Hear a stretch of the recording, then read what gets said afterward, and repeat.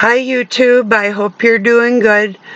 I am doing way better today than I was even yesterday I still felt a little bit sick. This morning a little bit, but I was able to get my exercises done. I feel pretty good.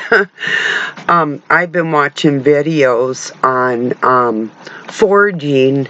Depending on the area, I'm looking like in my son's area and my area. Where I live now, I know most of my native plants, and even out in the Northwest, I know a lot of them. But I'm watching a guy that's doing foraging for a wild edible stir fry. Now, he's up in the high plains, or it would even be considered like high Sierra Mountains. It's just he's in Utah. But so say if you're in like I'm in Minnesota, soon here in my state, like right now I could find dandelion leaves for a salad, or the roots you can dry and make like a coffee out of them. Different things, but I would recommend everybody, no matter where you live in the world, find out other people forage. They have like foraging societies and mushroom collectors. It's like a guild. Like, these people take this really serious in their life for food and medicine. Several reasons that I think it's so important right now for people. Say, for instance, okay, if you live on the eastern seaboard, you're going to be coming into mushroom season pretty soon. If you made like cream of mushroom soup, or throw that protein in eggs, or stews, or anything. You can dry mushrooms. I've done that. I don't care for the smell of the drying fungus while they're, and after. I don't care for it. It's too pungent. But it's possible. So if you get to know what's edible, like a button mushroom or a metal mushroom will get big, and they do come in other colors. But you'll see people, they'll mow their lawns, and like if the dew is on there in the morning, then you'll see button mushrooms popping up. By afternoon, they're that big around. The next day or so, they're going to start getting worms. You can check, and you can check to see by the gills underneath, the size of the cap, the colors they are. But a rule of thumb for any mushroom, take a little nibble and put it on your tongue. If it tastes buttery, don't swallow it, just taste it. If it tastes buttery, most likely it's not poisonous. Most mushrooms aren't. And then, and some are what they call edible.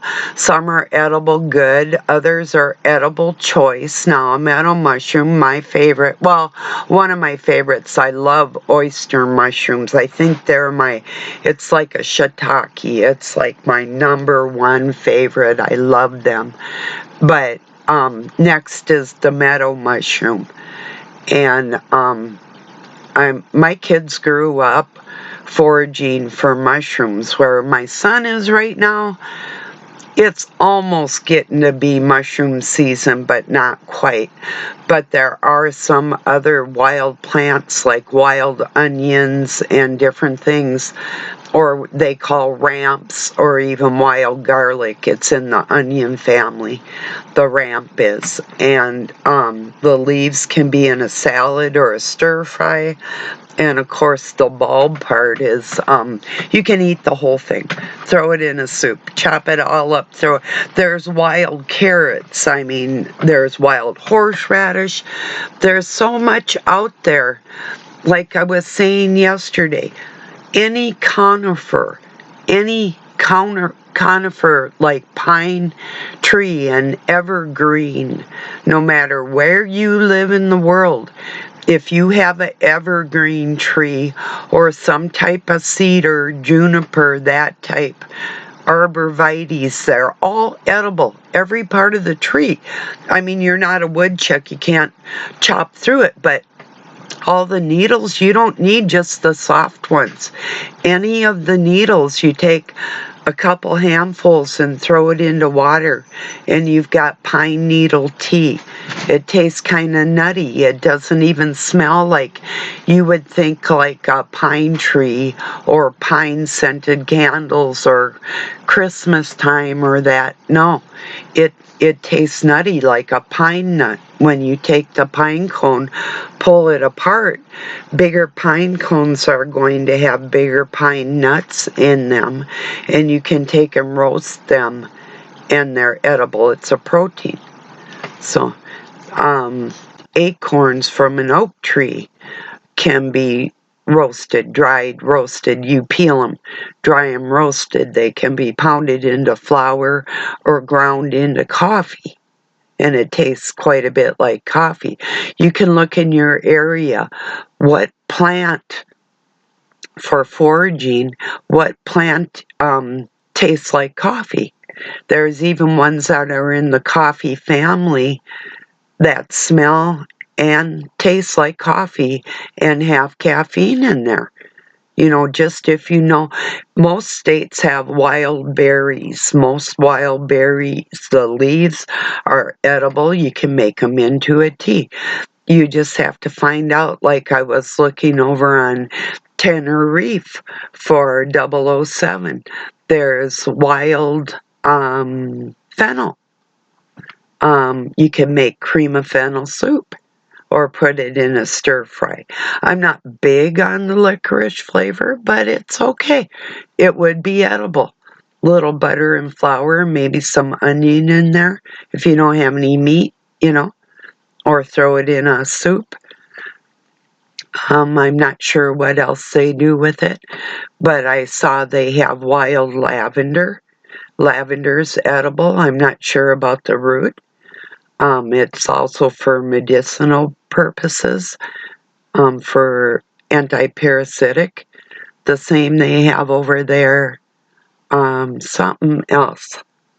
But anyway, look in your area what you could forage for.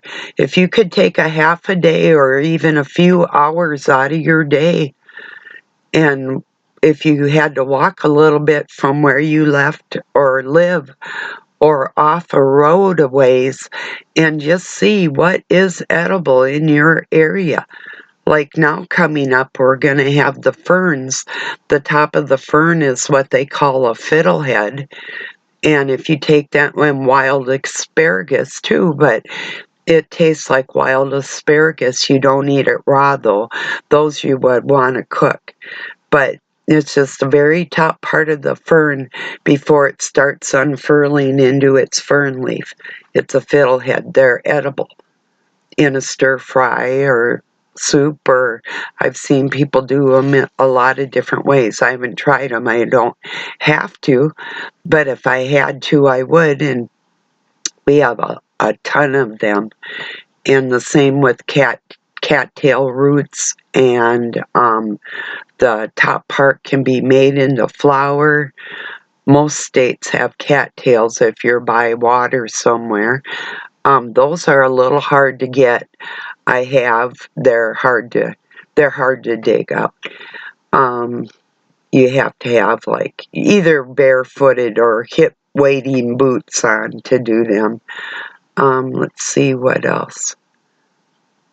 I don't know, there's just so many things out there. Like right now I could go get like plantain, which they call a pig leaf, dandelion leaves, parsley, and some wild ramps, and make like a stir fry if I was starving right now, you know? So to be able to know how to do that, just a couple of plants in your area might save your life, you know? It'd be well worth looking into. I'm sure they make fennel tea, probably out of the fronds. I bet they do. That'd be good. Some of the looks almost like the carrot where it gets really spindly.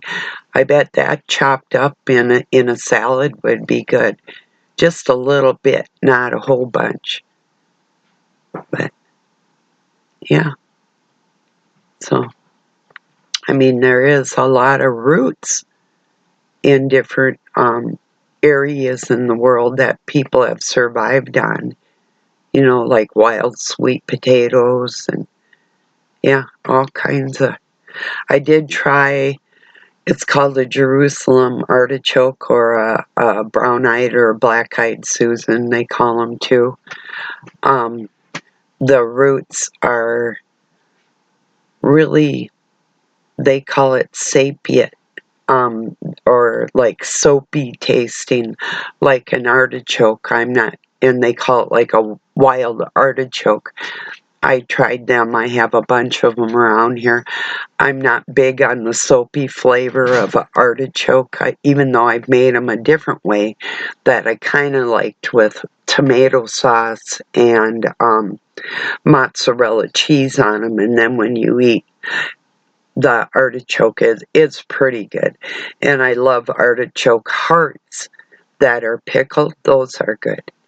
But that Jerusalem artichoke, there's probably different ways to prepare it. Maybe boiling it. I think I fried it.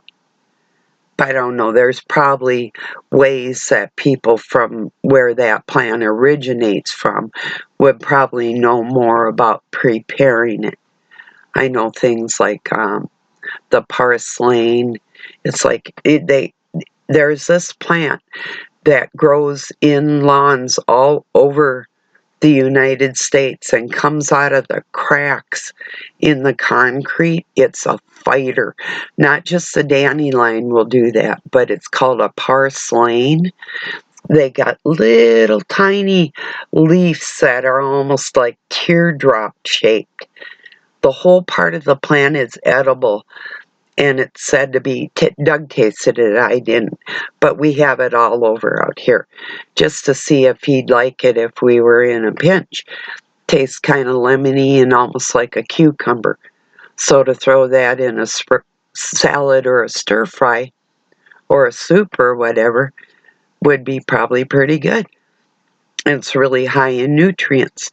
There's not a fake one. You have to be careful if there's like ones, and it's not really poisonous, but you will get sick, so it's somewhat poisonous, but it looks like that. The leaf is a little more elongated and it's got a red dot on it. So if it has a red dot, that funky plant that grows through the concrete, it's edible unless it's got a red dot on it.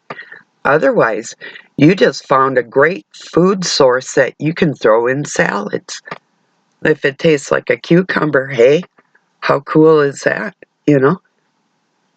So like I say, I can just walk 3 feet from my back door and make a salad right now. We could survive. Even if you just made pine needle tea, conifer tea. It's so high, rich in vitamin C and A and E. I mean, you won't have the protein. If you ate the needles, I'm sure after you cooked it, there'd be a certain amount of protein in there. I'd probably cut them up first. But the whole plant's edible, you know. So people can survive out there even if you're homeless. So you got to pay your rent. You can't afford to buy food. What are you going to do? You know, I don't know that in Tenerife they have mushrooms, but there was different types of plants, like even a yucca plant over here. I don't know about over there, but in the high mountains here, yucca is edible.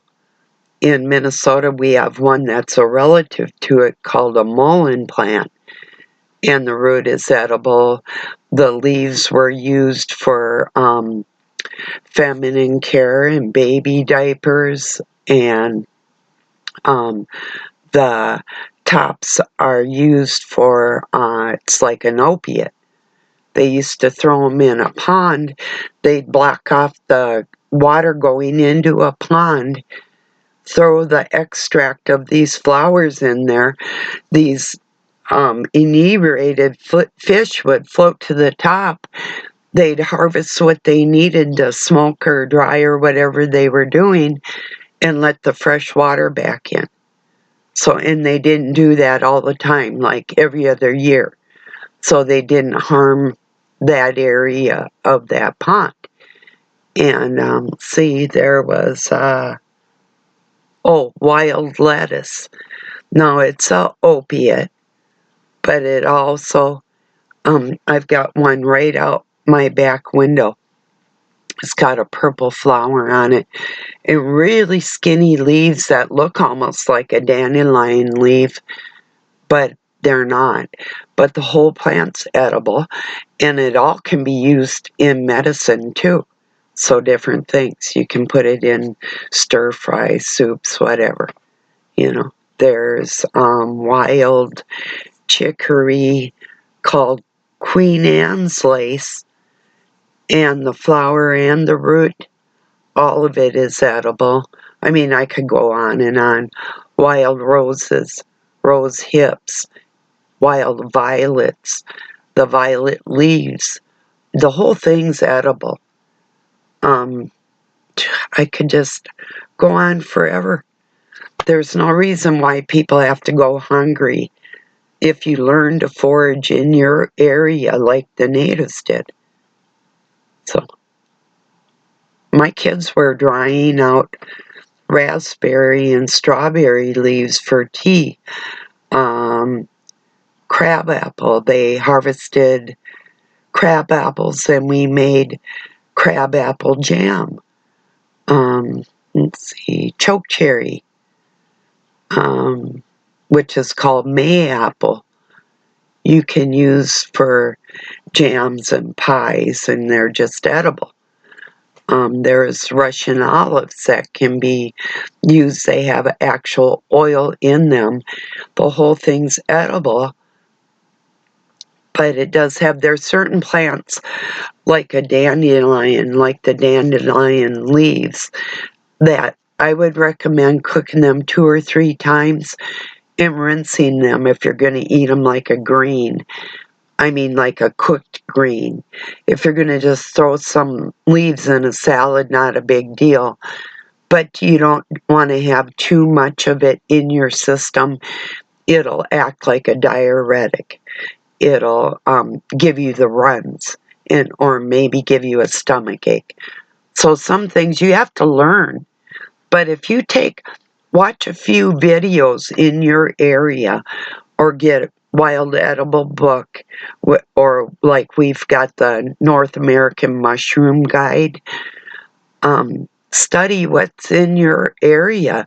You'd be so surprised the amount of money you can save on your food just by understanding what's around you in your environment. And it's really cool to know, you know? So, anyway, yeah, if you gotta forage, excuse me, to survive in your area, I think you're all going to need to know how to do that, you know? I'm going to share that Rocky Mountain Forager stir fry video for you, just to give you the idea of what this dude's doing, and see what's in your area. Take your city in particular and just write foraging wild edibles or wild edibles blah blah wherever you live. You'll probably be amazed. There's got to be, like, there's a video out there for North America, 400 wild edible plants, and that's only probably what this person knows, or just a compilation of those ones. I mean, just walking up and down the road in my area and the different plants that are there, and just knowing what is edible and what isn't, it's a trip. Like the trees, the plants, the grasses, the flowers, even when it's like almost frozen or it's coming into spring now, in the middle of winter, find out in your area or a desert, what is edible. You'd probably be surprised. You'd probably be tripping out. I'm not talking grub worms. I'm talking about delicious food, you know. So, unless you're into eating grub worms, I'm probably not. I've never tried one. I've used them to fish. It's really gross, but the fish seem to like them, so yeah. But yeah, it's interesting. I've studied a lot in botany and wild edibles, but it's just a really good thing to know for everybody. I do believe you're going to need to know that, and it's better to know it ahead of time, what you can take a bite out of, and what might save your life and what might take your life. Or even to be able to show your relatives if they're too stubborn to learn this on their own. Maybe just watch a video and pass it on to them, just to give them some idea about the dire straits things that are going on in this world. Because I really think it's going to get worse for people, If you would have seen the mounds of mushrooms we'd come home with, bags full of mushrooms, and we'd chop them up and dip them in egg and cracker crumb, fry them in butter. Fried mushrooms, breaded fried mushrooms. Whoa. Now that's some of the best food in the world. Or just take mushrooms, chop them up, put garlic in there and butter and a flour slurry. You can add milk in there or just water. You've got a cream of mushroom soup instantly. That easy. Boom, you're done. Better food than you can buy in a can, What if you made like a pot like that, a cream of mushroom soup, and you go and buy a little tiny can, and it's what now, $1.50? It's over $1. They used to be 20 cents or whatever, You can save a lot of money just by knowing how to do a couple things. Go out on a walk, find a couple mushrooms, and put them in your eggs. Wow. Mushroom pizza. Even meadows are great in a salad, just raw. Doug eats them. Just eats them. And he had a cat that would just eat them like that and would fight him for the mushrooms in the yard. He'd be out picking meadow mushrooms, and his cat would try and get to him first because they're protein, so yeah. Just some ideas out of concern for everybody, because if you learn a couple things like all willow trees, all willow, the bark of any willow, it doesn't matter if it's a weeping willow, an upright one, a pussy willow, or whatever, they have them little fuzzy things before they make their leaves, is why they call it the pussy willow here in the United States. Every state has a willow tree, and that bark will save your life. It's what they make aspirin. It's aspartame in that willow tree. That'll save your life. We have a red twiggy thing that has almost a spearmint-shaped leaf, and it's called witch hazel. and you use it for an astringent and a wound cleaner, and they put it in hair rinses for Native American long, beautiful hair, because they knew how to keep themselves clean and take care of themselves. And why buy something if you don't have to? Or if you have to and you can't buy it, you know? Just learning these few things, like the astringent properties of a poplar or aspen tree, for those astringent properties for wound care, and like the pig leaves that can be, if you get bit by a mosquito, if you take a pig leaf and rub it on that mosquito bite, it's an astringent. It'll clean the wound and take the bug bite feeling, the itchiness out of your skin. They're also edible. Just knowing a couple little things could really help you out in life. So if you get bit by a mosquito and you see them oblong leaves like that, they're close to the ground, they got a big spine running through them, like a vein in the middle, and a few offshooting ones, and they're shaped like that, and they grow in clumps. Just take one of them leaves and rub it on your skin. So you could just eat it. They get a little stringy, but you can get the tender ones and eat them. So just little things to know wherever you are could probably save you or enhance your life. Like shrooming, mushrooming with your family or a friend. Hey, look up who's in your area, who forages for wild edibles.